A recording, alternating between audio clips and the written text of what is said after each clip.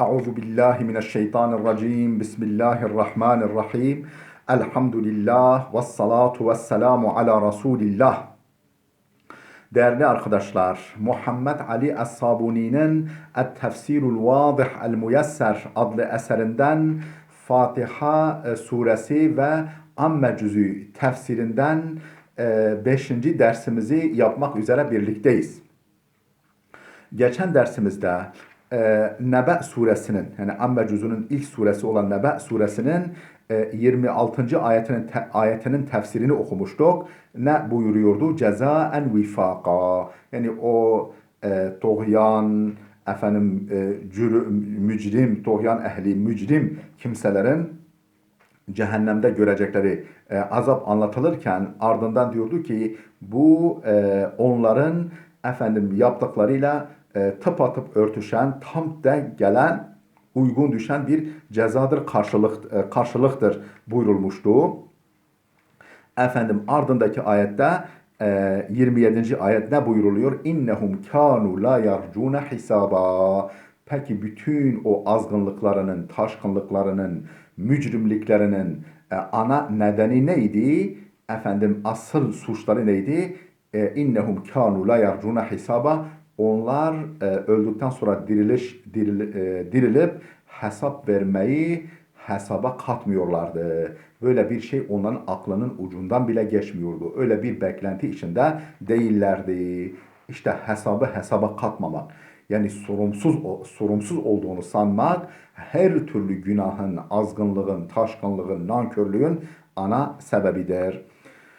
İnnehum kanu la yarcuna hisaben. Onlar ümit etmiyorlardı. Yani akılların ucundan bile geçmiyordu. Hesaba katmıyorlardı. Hisaben. Herhangi bir hesabı, sorguyu, suali hesaba katmıyorlardı. Ne demek? Ey kanu la yu'minuna bi liqa'illahi ve la yusaddikuna bil hisabi vel ceza. Ey yani kanu idiler. La yu'minuna inanmıyor idiler. Bi liqa'illahi. Allah'ın huzuruna çıkacaklarına inanmıyor idiler. Ve la yusaddikuna bil hisabi vel cezai. Hesabı ve cezayı, yani yaptıklarının karşılığıyla karşılaşmayı doğru kabul etmiyorlardı, tasdik etmiyorlardı. Yalan, yanlış şeylerdir, hurafe şeylerdir diyorlardı.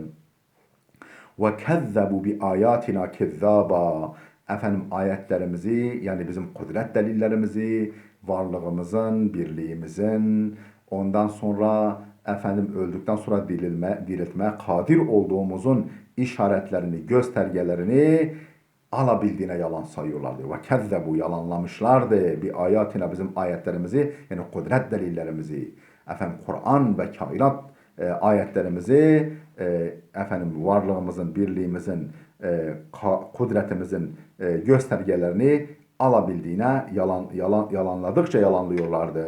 Alabildiğine yalanlıyorlardı.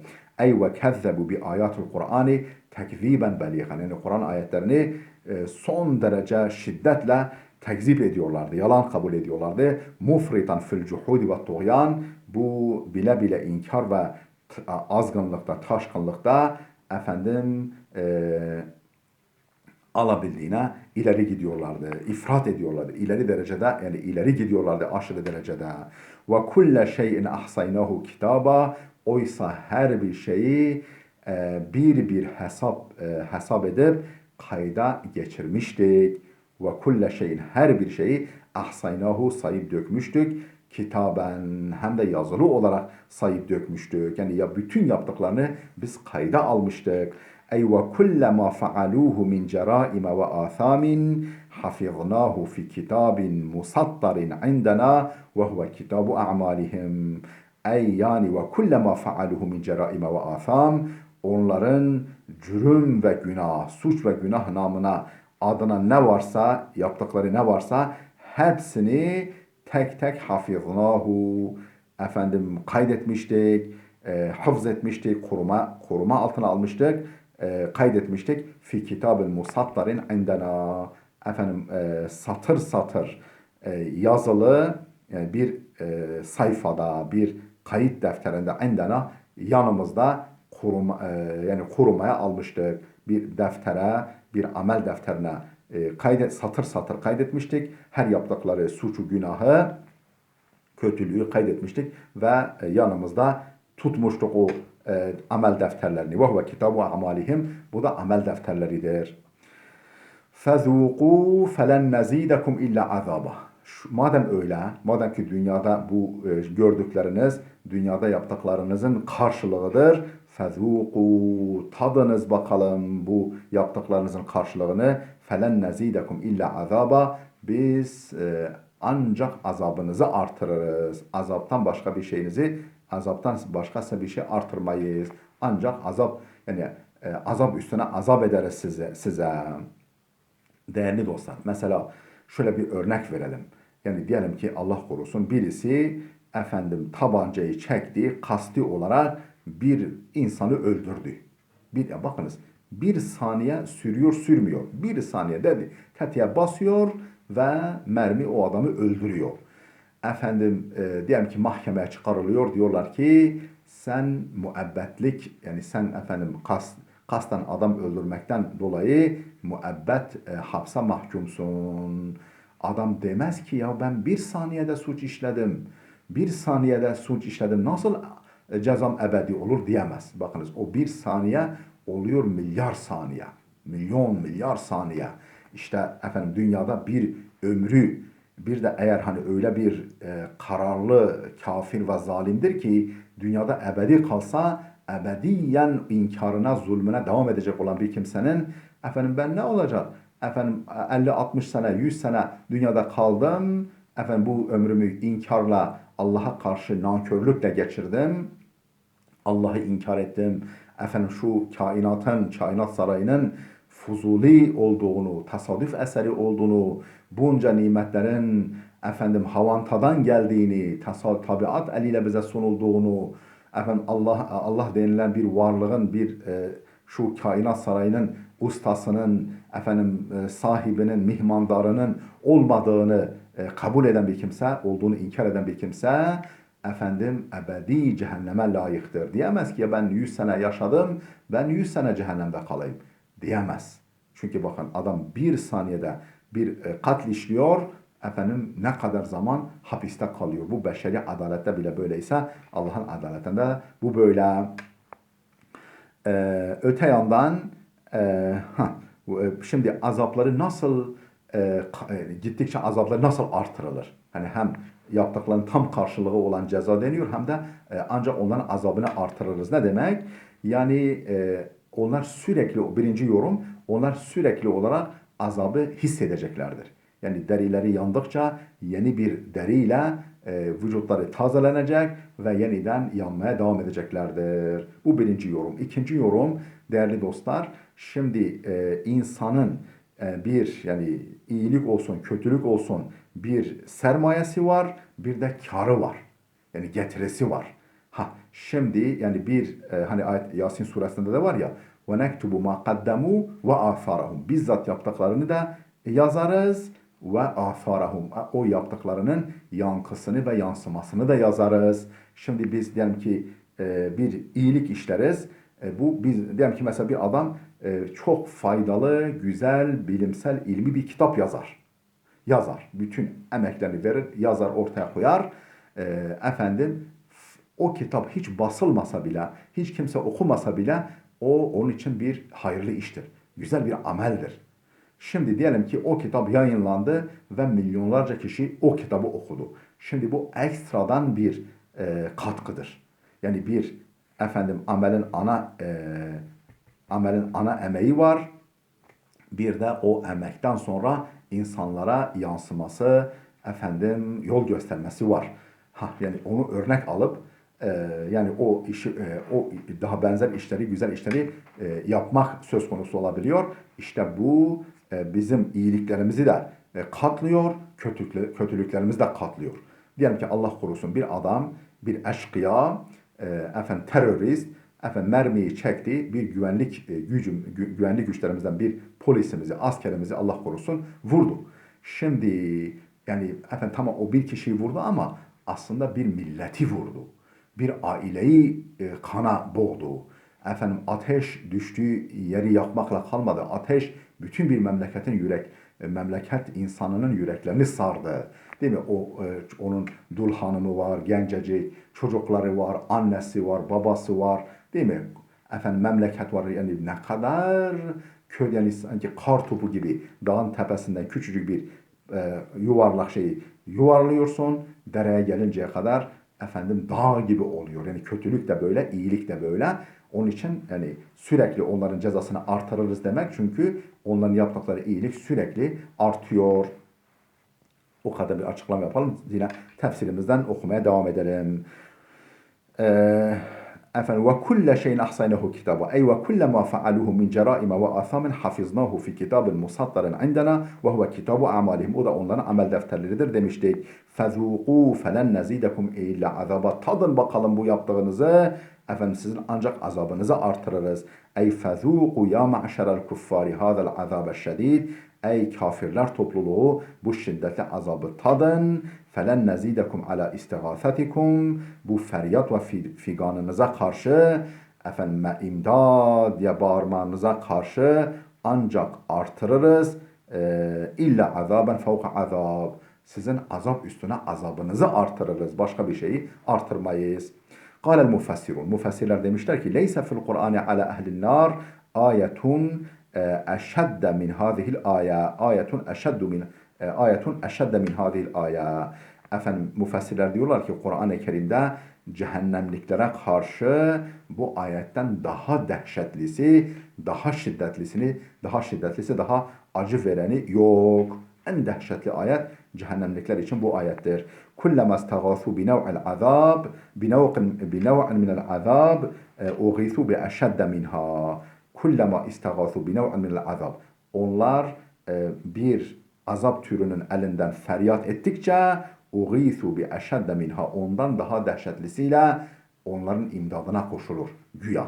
Yani onlara efendim takviye yapılır. Daha şiddetlisiyle onlara takviye edilir. Takviye yapılır. Kema kâle Teala, nitekim başka bir ayet-i kerimede şöyle buyruluyor. Ve in yestagîthû yugâthû bimâ'in kel muhli yeşvil vucûh.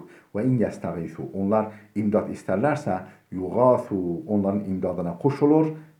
Yani güya imdatlarına koşulur. Bimâ'in kel muhli yeşvil vucûh. Efendim erimiş gümüş gibi, erimiş efendim bakır gibi bir kızgın suyla efendim yüzlerini kavuracak bir suyla onların imdadına koşulur. Yani onlara o sunulur. Öyle bir su sunulur. Ve ba'de en haka Teala ahvalel eşkıyâi min ehlin nar. Allah Teala cehennem ehlinden, o bedbahtların, o eşkıyaların, o kötü insanların hallerini hikaye ettikten sonra, yer verdikten sonra haka ba'daha ahvale suadâil ebrar. O iyi, bahtiyar ve salih kimselerin hallerini hikaye etmeye başladı. Fekale buyurdu ki Subhanehu, fekale Subhanehu, Yüce Allah Teala şöyle buyurdu. İnne lil muttaqine mefazen hadâika ve a'nâben.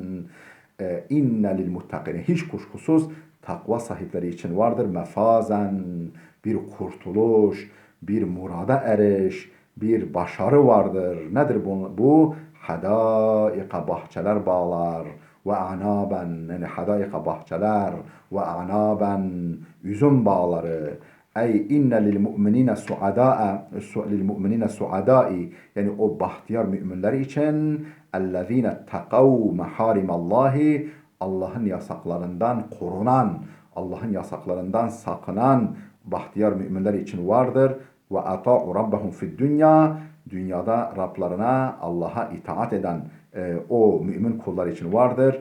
Lehumul fevzu, elde ediş, efendim başarı, neyin elde edilişi, neyin başarısı? Bi cennatin naim, nimet cennetleri, nimet dolu cennetler. Ve necatu min azabil cehim, o kızgın cehennem azabından kurtuluş vardır. ثُمَّ فَسَّرَ هَذَا النَّعِيمَ, sonra Allah Teala bu nimetlerin ne olduğunu tek tek açıkladı. Fekale, buyurdu ki حَدَائِقَ وَعَنَابًا, bahçeler, bağlar.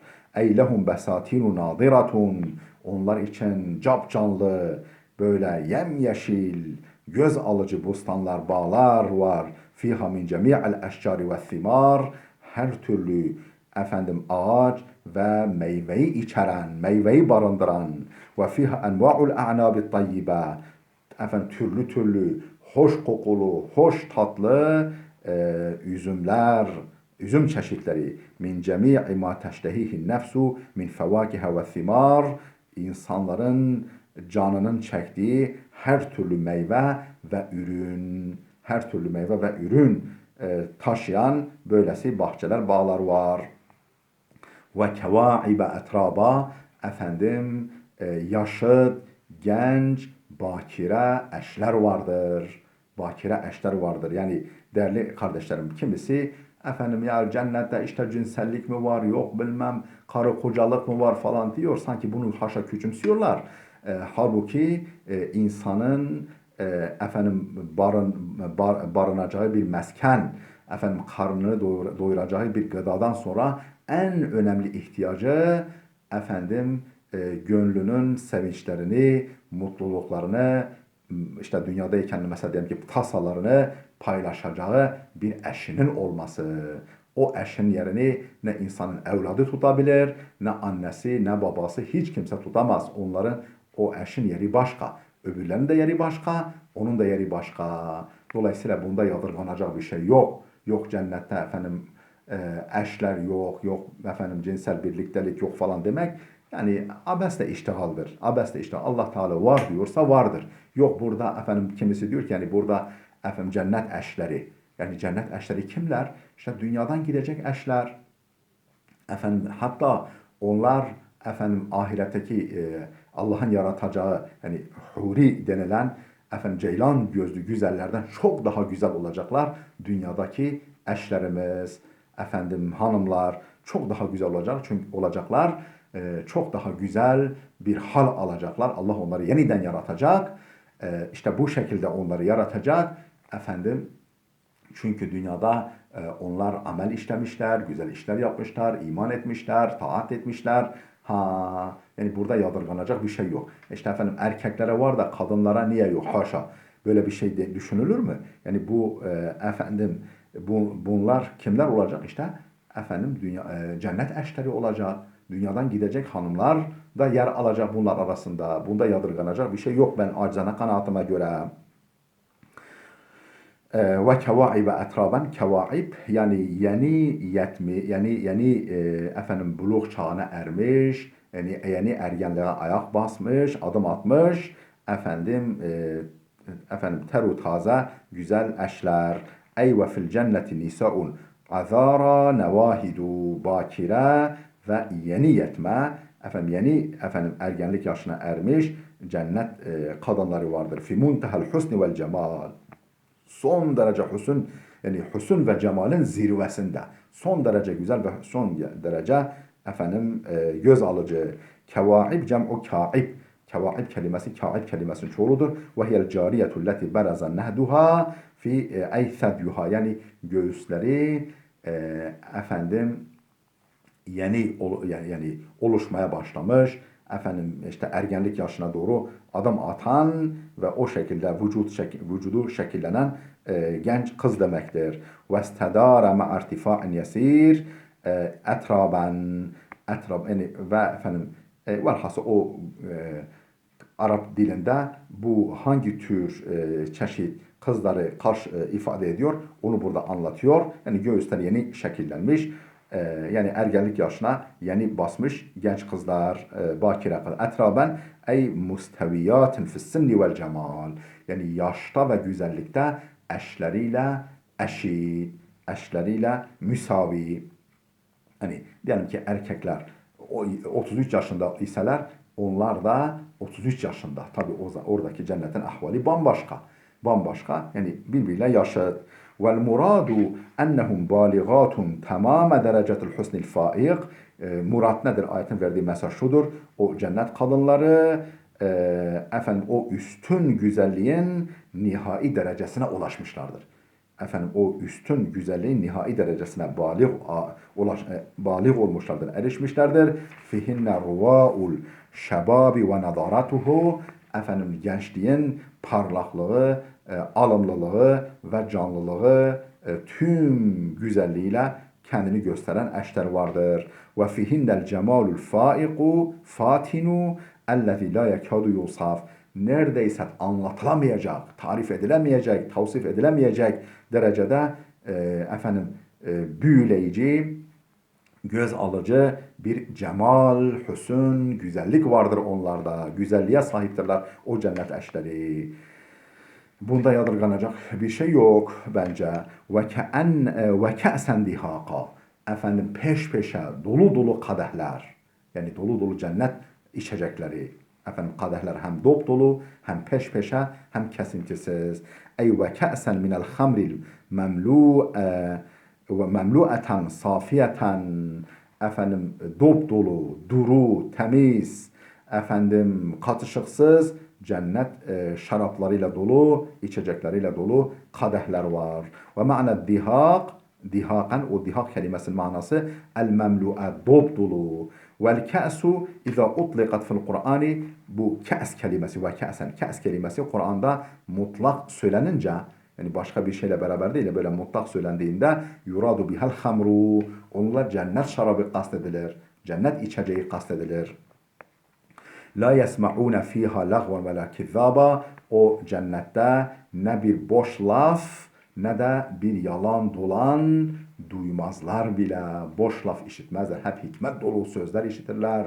Hep yani hem doğru hem dürüst sözler işitirler. Hiçbir zaman ne yalan dolan var orada ne de boş laf var, boş söz var. Böyle bir şey duymazlar bile. Ey la yesma'une fil cenneti kelamen batilen la faidete fihi. Yani cennette asla duymazlar batıl, asılsız, yalan yanlış bir söz, faydasız bir söz asla duymazlar. Ve la kizben minel kavli, ve yalan sözle duymazlar. Li'ennel cennete darus selam. Çünkü cennet esenlik yurdudur. Esenlikler yurdudur, huzur yurdudur, saadet yurdudur ve darus surur, mutluluk yurdudur. Feleyse fiha ma yunaghisul ayşe, hayatı bulandıracak, hayatta ağız tadını bozacak hiçbir şey orada yoktur. Ev yukaddirul cevve min kelamil kabih, minel kelamil kabih vel kezibis sarih. Ev yukaddirul cevve. Oradaki havayı, sosyal hayatı, sosyal havayı bulandıracak çirkin söz, minel kelamil kabih vel kezibis sarih, ve açık, yalan dolan, asla, yani sosyal hayatı bulandıracak hiçbir şey yok orada. Cezaen min rabbike ataen hisaba. Bu Rabbinden bir lütuf ve ihsandır. Hisaben. Yeter mi yeter? Bes mi bes? Yani artık ya Rabbi daha ne isteyelim dedirtecek kadar büyük bir ihsandır. Rabbinden bir ihsandır. Ey cazahumullahu ala ihsanihim ve amelihimus salih bizalikel cezail azim. Yani Allah Teala onların dünyada yaptıkları iyiliklere karşılık ve salih amellerine karşılık Allah onları ödüllendirecektir. Bizalikel cezail azim. Bu büyük ödülle, bu büyük karşılıkla, tefaddulan minhu ve keramen, kendi lütfu kereminden bol bol, yeter mi yeter diyecek derecede. Ataen hisaben, ey ataen kafiyen vafiyen. Öyle bir bağış ki kafi mi kafi, vafi mi vafi, yeter mi yeter dedirtecek kadar. Rabbis semavati vel ardi ve ma beynehumar rahmani la yemlikune minhu hitaba. Rabbis semavati vel ardi. Peki yapabilir mi Allah? Hazinesinde var mı bunlar? Var. Çünkü o semavat ve arzın Rabbidir. Ve ma beynehuma, İkisi semavatın, arzın ve ikisi arasındaki bütün varlıkların Rabbidir, sahibidir, besleyicisi, geliştiricisi, kemale erdiricisidir. Er-Rahmani, üstelik rahmeti sonsuzdur. O Rahmandır. La yemlikune minhu hitaba. O kadar muazzam, o kadar heybetli, o kadar yüce bir zattır ki la yemlikune minhu hitaba. O azameti karşısında hiç kimse konuşamaz bile. O mahşer meydanında kimse konuşamaz bile. Ey halikun ve mubdi'un ma fil haliku ve mubdi'u ma fil kevni min mahlukatin. kainatta mahlukat namına ne varsa hepsinin yaratıcısı ve orijinal, emsalsiz, örneksiz, modelsiz bir biçimde var edicisidir. La yakdiru ahadun ala muhatabatihi min tilqai nefsihi. Hiç kimse kendiliğinden onunla hitap etmeye güç yetiremez, onunla konuşmaya güç yetiremez. Li gayetel azameti vel kibriya, sonsuz azametinden ve kibriyasından dolayı, son derece yüce ve büyük olmasından dolayı. لِأَنَّ الْيَوْمَ رَهِيبٌ وَعَصِيبٌ. Çünkü o gün dehşetlidir ve çetin, zorlu bir gündür. يَوْمَ يَقُومُ الرُّوحُ وَالْمَلَائِكَةُ صَفًّا. O öyle bir gündür ki ruh, yani Cebrail ve melekler ayakta dururlar. Cebrail ve melekler ayakta dururlar. Saffan, saflar halinde ayakta dururlar, beklerler. La yetekellemune illa men ezine lehur rahmanu. Rahman olan Allah'ın izin vereceği kimseden başka kimse konuşamaz. Ve kâle savaba. Konuştuğunda da ancak doğruyu söyler. Doğrudan başka bir şey söyleyemez. Artık insan orada nasıl yakasını kurtarsın? Nasıl yalan şahitlikle, yalan ifadeyle yakasını kurtarabilsin? Cebrail ve melekler bile yani yalan, haşa hilaf bir şey söyleme imkanları yok.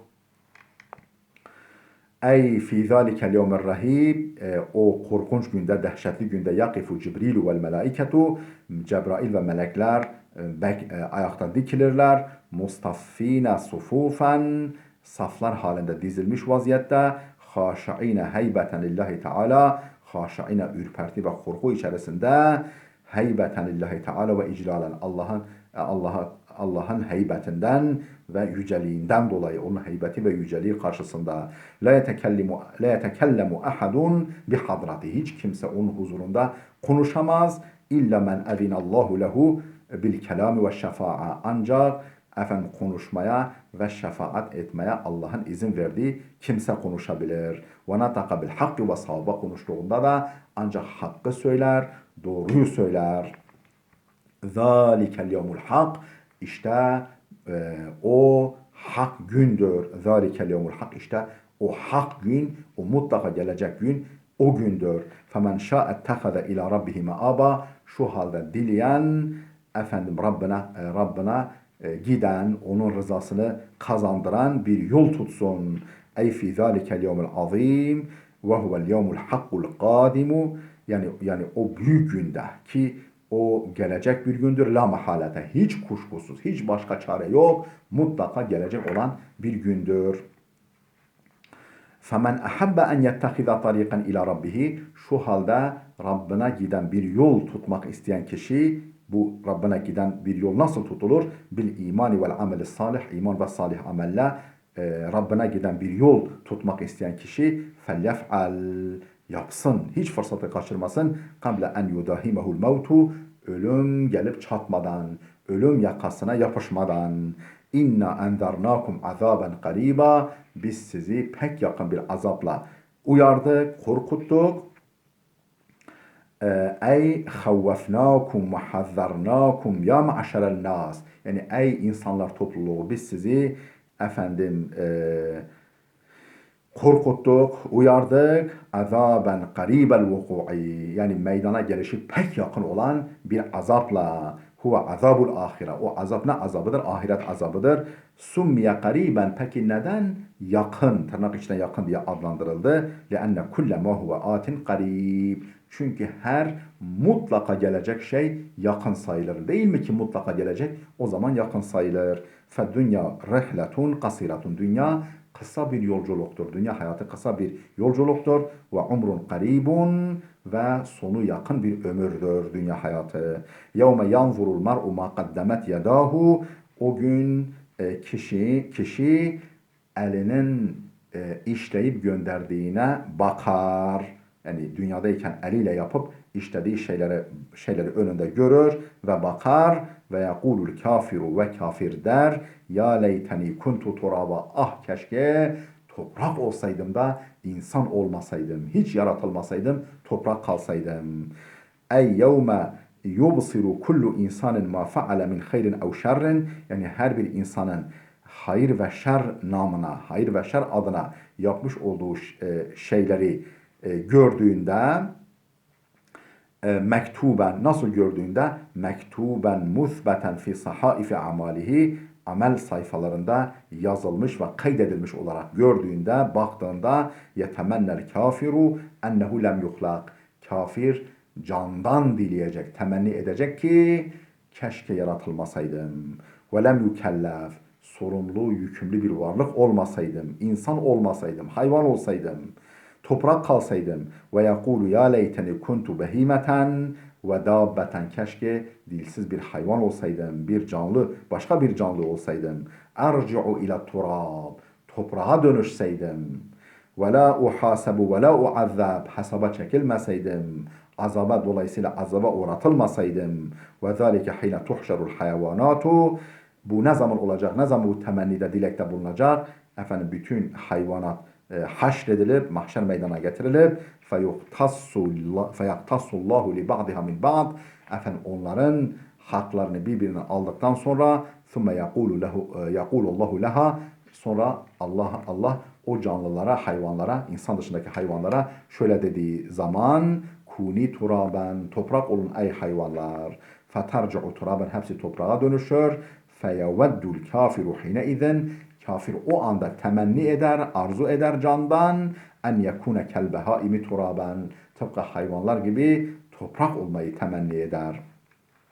Ve la yara zalikel yevmel meştume ve fil hadis ve la yara zalikel yevmel meştum o kendi açısından uğursuz olan o günü görmeseydi görmemeyi dileyecektir. Ve fil hadis-i şerif hadis-i şerifte şöyle gelmiş لَتُؤَدُّنَّ الْحُقُوقَ اِلَى اَهْلِهَا يَوْمَ الْقِيَامَةِ siz kıyamet günü efendim üzerinizdeki hakları sahiplerine iade edeceksiniz. Hatta yuqade lişşatil celhai mineşşatil qarna o kadar ki boynuzsuz koyunun hakkı boynuzlusundan alınacak. Ravahu Muslim yani bunu İmam Müslim rivayet etmiş. Ey yuktassu mineşşatil qarna zatil kurun efendim boynuz sahibi boynuzlu koyunun hakkı alınır. Lişşatil celha illeti la kurune leha. Yani ondan hak alınır. Kimin hakkı? Efendim boynuzsuz koyunun hakkı boynuzludan alınır. Fe tantahuha kema natahatha fi dünya. Dünyada onu nasıl süsmüşse, nasıl boynuzlamışsa o da onu o şekilde boynuzlayacak. Ve ba'de zalike yusayyirahallahu turaben. Sonra Allah onları toprağa dönüştürecek. Feyekulul kafiru hine izen. Kafir o anda diyecek ya leyteni kuntu turaba. Keşke toprak olsaydım bu hayvanlar gibi. İntaha tefsiru suretin Nebe. Nebe suresinin tefsiri burada sona erdi.